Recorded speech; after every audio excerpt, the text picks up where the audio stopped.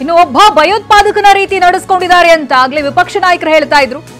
City ರವಿಗೆ ರಕ್ತ ಬರೋ ರೀತಿ ಹೊಡೆದಿದ್ದಾರೆ.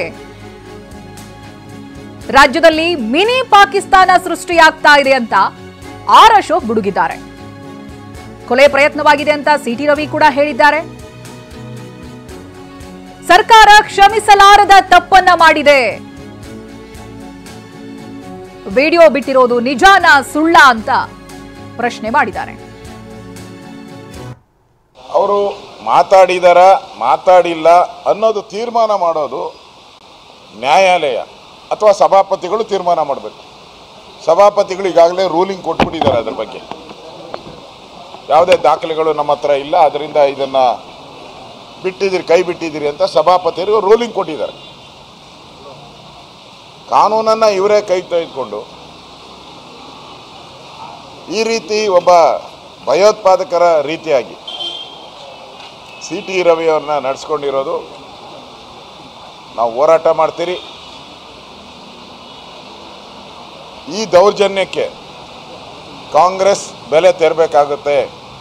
ಮುಂದಿನ ದಿನಗಳಲ್ಲಿ ಇದು ನಿಮಗೆ ರಿಪೀಟ್ ಆಗುತ್ತೆ. ಎಚ್ಚರಿಕೆಯನ್ನು ಮಾಡಿ. ನೀವೇನು ಮಾಡಿದ್ದೀರ ಮಾಡಲ್ಲು, ಆ ಮಾಡಲ್ಲು ಮುಂದೆ ನಿಮಗೆ ತಿರುಗುಬಾಣ ಆಗುತ್ತೆ, ನಿಸ್ಸಂದೇಹಕ ಆಗುತ್ತೆ. ನೀವೇನು ಪರ್ಮನೆಂಟ್ ಗಿರಾಕಿಗಳಲ್ಲ. ಇಲ್ಲಿ ನಿಮಗೆ 100% ನಿಮಗೆ ಇದು ರಿಪೀಟ್ ಆಗುತ್ತೆ. ಎಚ್ಚರಿಕೆ ಇಟ್ಕೊಂಡು ಒಬ್ಬ ಜನಪ್ರತಿನಿಧಿಗೆ ಹೀಗೆ ನಡೆಸ್ಕೊತಾ ಇದ್ದೀರಾ ಅಂತಂದರೆ ನೀವು ಸಾಮಾನ್ಯ BJP ಕಾರ್ಯಕರ್ತರನ್ನು, ಹಿಂದೂ ಕಾರ್ಯಕರ್ತರನ್ನು ಇನ್ಯಾಗ ನಡೆಸ್ಕೊಂಡಿರ್ತೀರ? ನೀವು ಹಿಂದೂ ಕೇಸ್ಗಳಲ್ಲಿ ನೀವು ಯಾವ ರೀತಿ ಹಿಂದೂಗಳ ಮೇಲೆ ದೌರ್ಜನ್ಯ ಮಾಡ್ತಾ ಇದ್ದೀರಾ ಅಂತ ಇದರಿಂದ ಸ್ಪಷ್ಟವಾಗಿ ಅರ್ಥ ಆಗುತ್ತೆ. ಈ ರಾಜ್ಯದಲ್ಲಿ ಒಂದು ಮಿನಿ ಪಾಕಿಸ್ತಾನಗಳು ನಿರ್ಮಾಣ ಆಗ್ತಾ ಇದೆ. ಮಿನಿ ಪಾಕಿಸ್ತಾನಗಳ ನಿರ್ಮಾಣ ಆಗ್ತಾ ಇದೆ. ಪೂರ್ತಿ ಈ ವಿಚಾರದಲ್ಲಿ ಸರ್ಕಾರದ ಕೈಗೊಂಬೆಯಾಗಿ ಪೊಲೀಸ್ ಇಲಾಖೆ ನಡೀತಾ ಇದೆ. ಪೊಲೀಸ್ ಇಲಾಖೆಗೂ ಗೌರವ ಕಳೆದುಬಿಟ್ಟಿದ್ದಾರೆ ಈ ಸರ್ಕಾರ. ಅವರು ಕಾನೂನು ಪ್ರಕಾರ ನಡ್ಕೊಳ್ದೆ ಇಡೀ ರಾತ್ರಿ ಒಂದೊಂದು ತಾಲೂಕಿಂದ ಒಂದೊಂದು ತಾಲೂಕು, ಸುಮಾರು 10 ತಾಲೂಕುಗಳಲ್ಲಿ ರಾತ್ರಿ ಎಲ್ಲ ಟಾರ್ಚರ್ ಮಾಡಿ ಪೊಲೀಸ್ ಸ್ಟೇಷನ್ನಲ್ಲಿ ಅವ್ರನ್ನ ಒಡೆದು ರಕ್ತ ಬರೋ ರೀತಿ ಹೊಡೆದಿದ್ದಾರೆ ಅವ್ರಿಗೆ. ನಮ್ಮನ್ನ ಇನ್ನು ವಿಪಕ್ಷ ನಾಯಕ ಆರ್ ಅಶೋಕ್ ಮಾತನಾಡ್ತಾ ಇದ್ದಾರೆ, ಬನ್ನಿ ನೋಡೋಣ. ಮೂಲತಃ ಪ್ರಾರಂಭ ಆಗಿದ್ದೆ. ಅವರು ಅವರನ್ನ ಬೈದರು ಅನ್ನೋ ಕಾರಣಕ್ಕಾಗಿರೋದಷ್ಟೇ ಅಲ್ವಾ? ಬಿರಿಯಾನಿ ಕೊಟ್ಟು ಕಳಿಸೋವಂಥದ್ದು.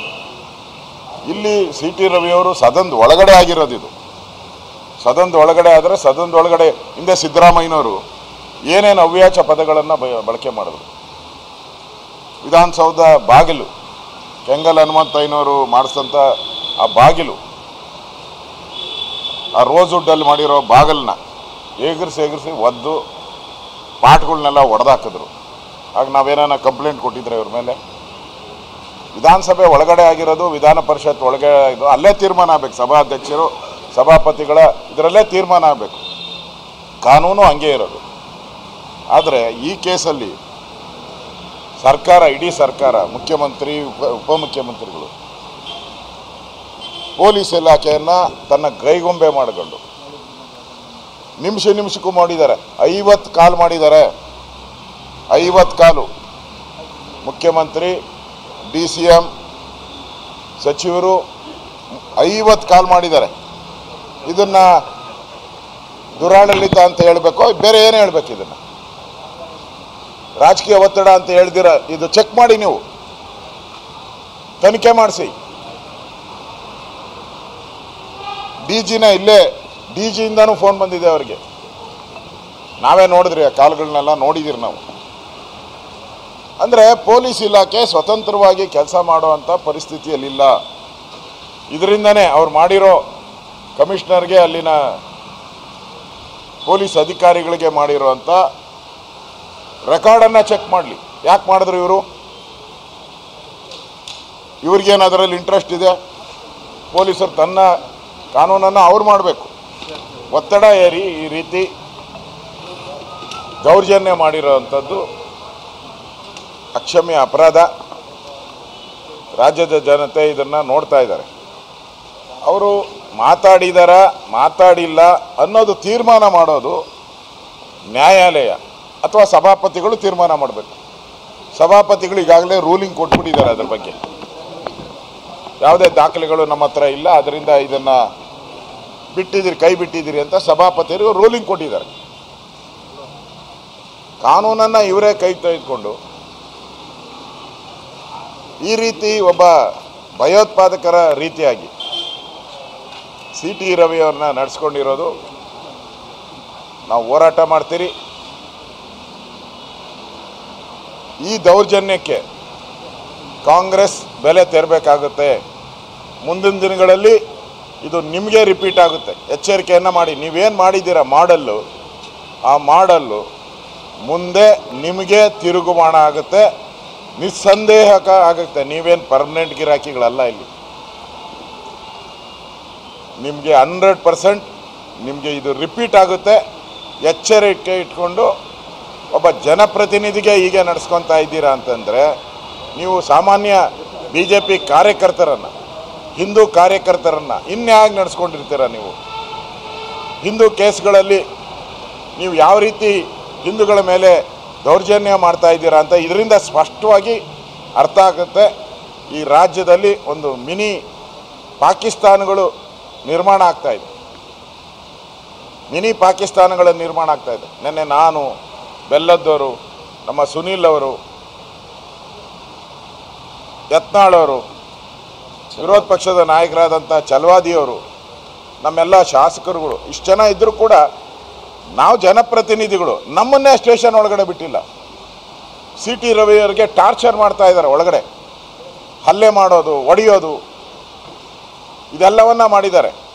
CT ರವಿ ಹೇಳಿದಾರಲ್ಲ, ನನ್ನ ಕೊಲೆ ಪ್ರಯತ್ನ ಆಗಿದೆ ಅಂತೇಳಿ. ಏನು ನಾವು ಯಾವ ದೇಶದಲ್ಲಿದ್ದೀರಿ? ಪಾಕಿಸ್ತಾನದಲ್ಲಿದ್ದೀರೋ? ಕರ್ನಾಟಕದಲ್ಲಿ ಆ ರೀತಿಯ ಪಾಕಿಸ್ತಾನದ ವಾತಾವರಣ ಕರ್ನಾಟಕದಲ್ಲಿ ಕಾಣ್ತಾ ಇದ್ದೀವಿ. ಇದು ಯಾರೂ ಈ ಸರ್ಕಾರವನ್ನು ಕ್ಷಮಿಸಕ್ಕಾಗದೇ ಇರುವಂಥ ತಪ್ಪನ್ನು ಮಾಡಿದ್ದಾರೆ. ಇದರ ವಿರುದ್ಧ ಹೋರಾಟ ಮಾಡ್ತೀರಿ. ಇವತ್ತು CT ರವಿ ಏನು ಒಬ್ಬನೇ ಅಲ್ಲ, ಅವನಿಂದ ಇಡೀ ಪಾರ್ಟಿ ನಾವೆಲ್ಲರೂ ಕೂಡ ಇದ್ದೀರಿ. ಏನಿದ್ರೂ ಕೂಡ ಇದು ತೀರ್ಮಾನ ನ್ಯಾಯಾಲಯದಲ್ಲಾಗಬೇಕು. ಹೇಳಿದಾರ ಇಲ್ವಾ? ಆ ವಿಡಿಯೋ ಕ್ಲಿಪ್ಪಿಂಗ್ಸ್ ಏನು ಬಿಟ್ಟಿದ್ದಾರೆ ಅದು ನಿಜನಾ ಅಲ್ಲ? ಯಾಕಂದರೆ ನಾವು ಸಭಾಪತಿಗಳನ್ನು ಕೇಳಿದಾಗ ಆ ಥರದ್ದು ಯಾವುದು ರೆಕಾರ್ಡ್ ಇಲ್ಲ. ಯಾವುದು ವಿಧಾನ ಪರಿಷತ್ತಿನ CCTV ಕ್ಯಾಮ್ರಾಗಳಲ್ಲಿ ಇದು ಯಾವುದು ರೆಕಾರ್ಡ್ ಆಗಿಲ್ಲ.